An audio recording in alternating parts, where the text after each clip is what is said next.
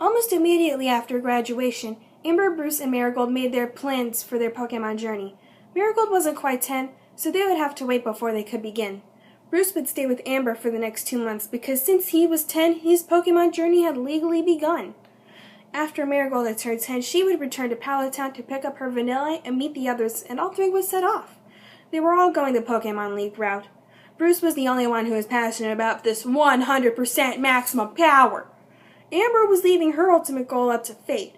Marigold still wanted to be a Pokemon nurse, but she was still taking on the league for the fun of it. Anyway, Bruce was sleeping in the bedroom that once belonged to Amber's ever-away sister Tiffany.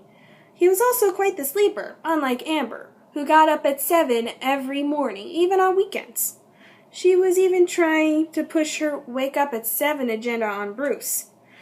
Every morning she would swing the door open and turn the light on. If that didn't work, she would just leave the door open and go downstairs. Daniel got up at 7 so he could be at the gym by 8, and he made a lot of noise getting ready for the day. Either way, Bruce woke up extremely annoyed. Amber got time to let Latias out into the backyard every day. With Bruce, it was a different story. Once Daniel had invited one of his challengers to the house. Unfortunately, this particular trainer had a Flareon that burned up half the fence. Since then, Veronica had a no fire types on the loose in this house rule. If you want to let out your Growlithe, go do it at the arenas at the Trainers Academy. They're open during the summer. So he did. One of these days, he saw Skull walking by with a cardboard box. "Hey, Skull," he called. "What brings you here?" "I'm just helping Sassy move into her new office," Skull replied. "Now that she's headmistress, she's got more space." "And what are you, a janitor?" "No, I'm still a professor. It's just that my wife is my boss. My life is a nightmare." "Jack," Sassy called from inside. "What are you doing?" "Coming, honey," Skull yelled as he ran inside. A few minutes later, he came out saying, "Sassy, she's been so bossy lately. Ever since she got this new position, it's been nonstop. Jack, do this. Jack, do that. Jack, fetch me a pail of water from the well." That last one was an exaggeration, but you get the point.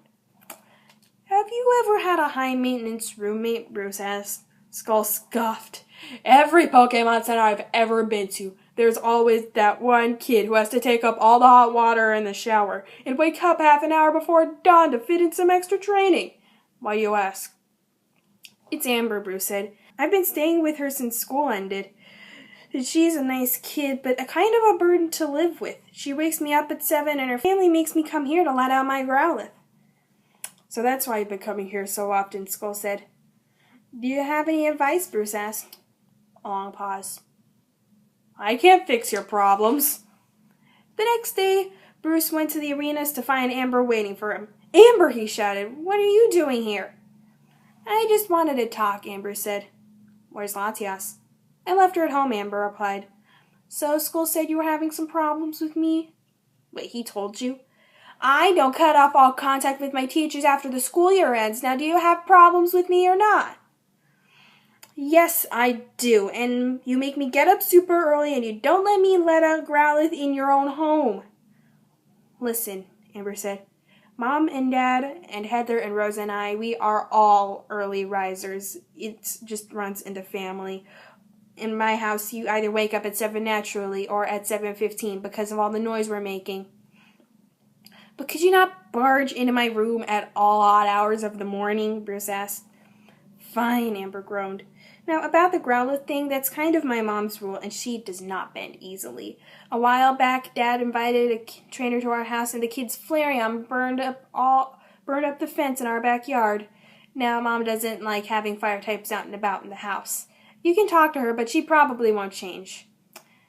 "Okay," Bruce sighed. "Good," Amber said. The rest of the 2 months went by relatively smoothly. They still had their altercations, but in a matter of time, Bruce practically became part of the family. Heather even took to calling him Brother Bruce. Amber didn't wake Bruce up anymore, but the noise downstairs did that anyway. They began going to the Trainers Academy together too, so that Bruce wouldn't feel lonely when he allowed out his Growlithe. It was July 2nd, the day after Marigold's birthday. A black car pulled up the Ketchum's driveway. Marigold stepped out of the back seat with a Pokeball and a large blue backpack. It was time for their journey to begin.